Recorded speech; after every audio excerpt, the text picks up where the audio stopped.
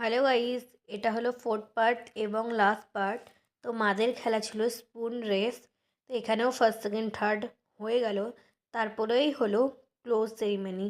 খেলা শেষ, এবার আমাদের বাড়ি যাওয়ার পালা। সেই সকাল 10টায় এসেছি, এখনও বাজে 3:30। বাড়ি পৌঁছাতে 4টে বেজে যাবে। তো তোমরা ফার্স্ট সেকেন্ড থার্ড ফোর্থ পার্টে স্পোর্টসের ভিডিওগুলো দেখলে কেমন লাগলো না লাগলো তোমরা অবশ্যই কমেন্ট করে জানিও। আর এইদিকে জানু ওর মামার মেডেল পরে মজা নিচ্ছে। মামা হয়েছে ফার্স্ট আর মেডেল পরেছে জানু। তারপর আমার অবস্থাটা দেখো, দেখতেই পাচ্ছ চুল টুল সব খুলে গেছে, কেননা তখন জানু চুল ধরে টানাটানি করছিল।